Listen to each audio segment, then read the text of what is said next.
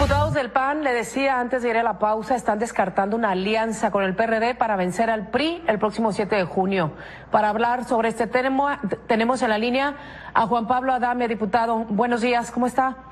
¿Qué tal, Magda? Muy buenos días. Como siempre, un placer estar en tu programa. Muchas gracias. El secretario general del PAN había dicho, José Isabel Trejo, pues que sí había una posibilidad de alianza con el PRD, aunque ese mismo día Carlos Navarrete, por otra parte, el dirigente nacional del PRD, dijo que no. ¿Cuál es la realidad? ¿No habrá la posibilidad de estas alianzas? No hay manera, Magda. El día de ayer estuve en Sonora, hoy estaré en Veracruz, hace unos días en el Estado de México.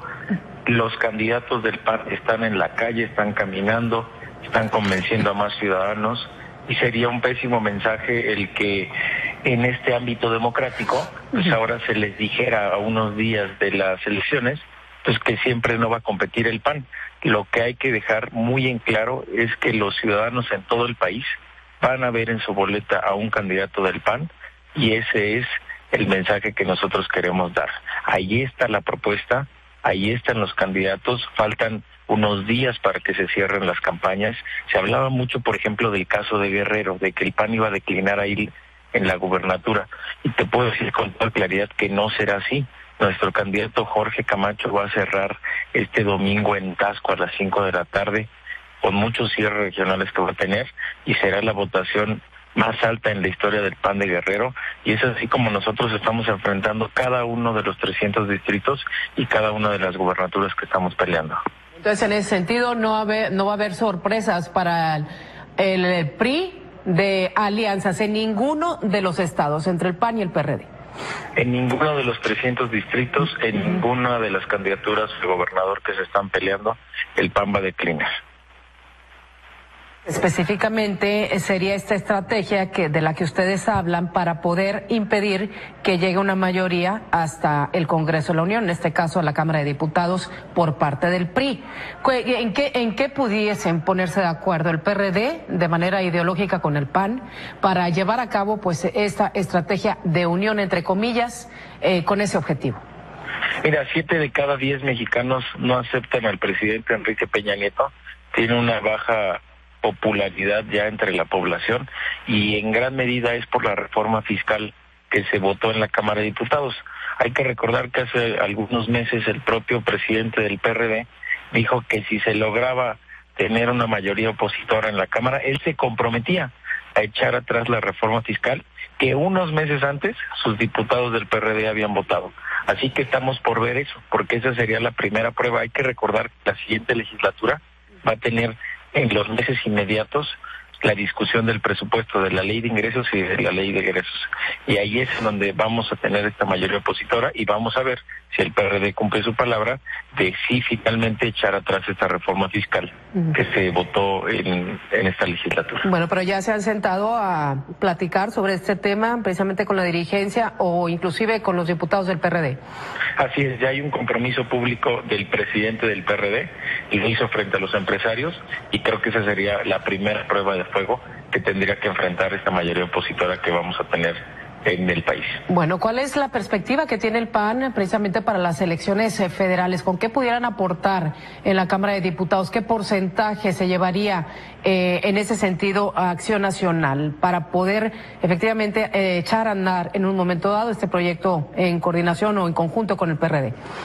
Nosotros estamos apostando primero a retener las gubernaturas que hoy gobierna el PAN, que es Baja California Sur, que es Sonora, y poder ganar algunos de los estados en donde ya hemos gobernado, como es el caso de San Luis, como es el caso de Querétaro, y por supuesto en una competencia de tercios que se tiene en este momento en Michoacán, en donde no está nada decidido, y en donde en Colima, por ejemplo, tenemos a un candidato que ha sorprendido por esta diferencia que se hace frente a un tecnócrata como puede ser Nacho Peralta y alguien que viene desde abajo con trabajo como es el propio Jorge Luis Preciado.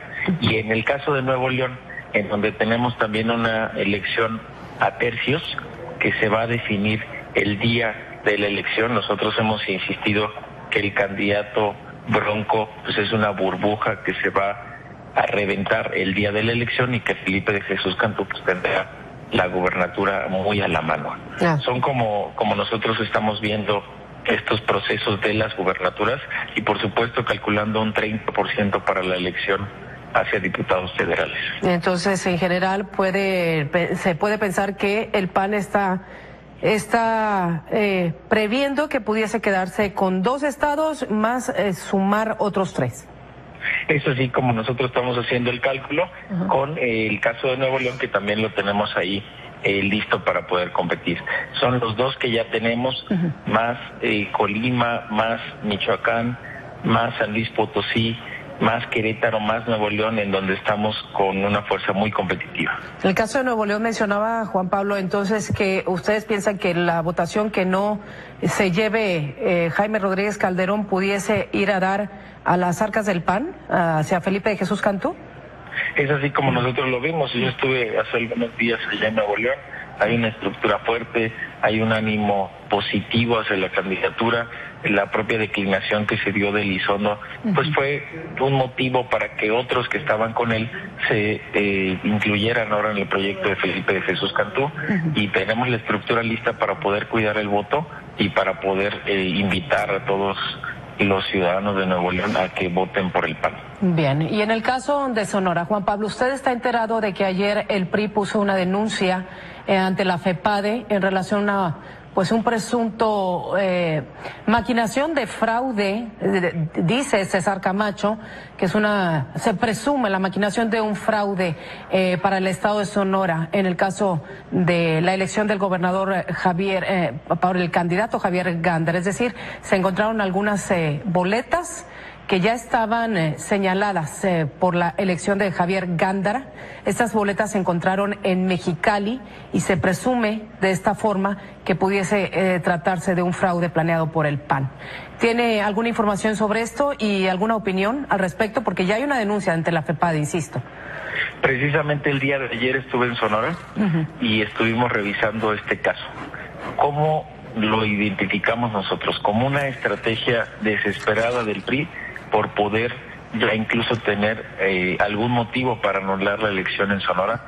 Esas boletas no las reconocemos, son totalmente distintas a las que se van a presentar frente a los sonorenses el próximo domingo, y es algo que nosotros también exigimos a la autoridad que pueda investigar, porque rechazamos que sean del PAN y vemos que es más bien una estrategia del PRI, de la candidata Claudia Pavlovich, para que se pueda incluso anular la elección. Ahí el PAN está fuerte, es competitivo e insisto, se va a ganar la gubernatura con Javier Gándara. Bien, lo veremos entonces en unos días y también esperaremos el resultado de esta investigación. Juan Pablo Adame, gracias.